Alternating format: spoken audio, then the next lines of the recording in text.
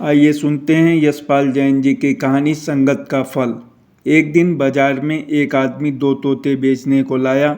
वे अलग अलग पिंजरों में बंद थे। उनमें से एक का मूल्य 500 रुपये था, दूसरे का 5 पैसे। थोड़ी देर बाद एक सेठ वहां आया। उसने दोनों तोते देखे, मूल्य पूछा। मूल्य में इतना अंतर देखकर उसने कहा, ऐसा क्यों है? आदमी बोला, यह आपको अपने आप पता चल जाएगा, लेकिन मेरी एक शर्त है कि जो कोई खरीदेगा वह इन दोनों को एक साथ खरीदेगा। सेठ ने दोनों तोते खरीदकर घर ले गया। रात को सोते समय उसने 500 रुपये वाले तोते को अपने पलंग के पास रखवा लिया। सवेरा हुआ तो तोते ने कहा राम राम, और उसने एक छोटा सा बड़ा प्यारा भजन सुनाया। अगले दिन सेठ ने दूसरे पिंजरे को अपने पास रखवाया। जब वह सवेरे उठा तो तोते ने गंदी गंदी गालियां देना शुरू किया। सेठ को बहुत गुस्सा आया। उसने नौकर से कहा, इस तोते को मार डालो। तभी बराबर के कमरे से दूसरा तोता बोला, इसे मत मारो, इसमें इसका कसूर नहीं है, यह मेरा सगा भाई है। हम दोनों एक साथ जाल में पकड़े गए थे।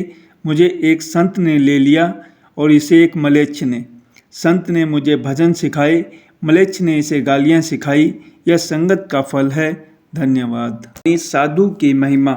एक साधु थे, अपने आश्रम में रहते थे। उनका नियम था कि बड़े तड़के गंगा स्नान के लिए जाते थे। एक दिन उन्हें रात का अंदाज नहीं हुआ। आधी रात थी, उठे और गंगा स्नान के लिए चल दिए। रास्ते में उन्हें चोर मिले। चोरों ने साधु को पकड़ लिया और साथ लेकर चल दिए। उन्होंने एक घर में सेंध लगाई और अंदर घुस गए। बेचारा साधु भी उनके साथ भीतर पहुंच गया। चोरों ने इधर उधर से सामान बटोरना शुरू किया, लेकिन साधु की निगाह एक ओर को रखे सिंहासन पर गई। उस पर ठाकुर जी विराजमान थे। साधु ने झट चंदन घिसा, धूप जलाई और फिर भोग की खोज करने लगे। भोग के लिए वहाँ कुछ था ही नहीं। साधु ने सोचा, कोई बात नहीं है, ठाकुर जी के जगने पर कोई भक्त आ जाएगा और भोग लाकर दे देगा। सिंहासन के पास शंख रखा था। साधु महाराज ने ठाकुर जी को जगाने के लिए शंख बजाया। शंख का बजना था कि घर के सब लोग जाग गए। चोरों ने यह देखा तो 9-2-11 हो गए। साधु पकड़े गए। लोगों में घबराहट फैली थी। साधु ने कहा, घबराओ मत, जाओ ठाकुर जी का भोग लगाने के लिए कुछ ले आओ। तब तक मैं पूजा करता हूँ। पूजा के बाद सबको प्रसाद दूंगा, उन चोरों को भी जो मुझे अपने साथ यहाँ लाए थे। लोगों की समझ में कुछ नहीं आया। उन्होंने पूछा तो साधु ने सारी बात कह दी।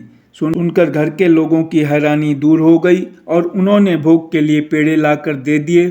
साधु को बड़ा संतोष हुआ।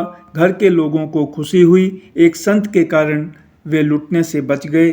धन्यवाद।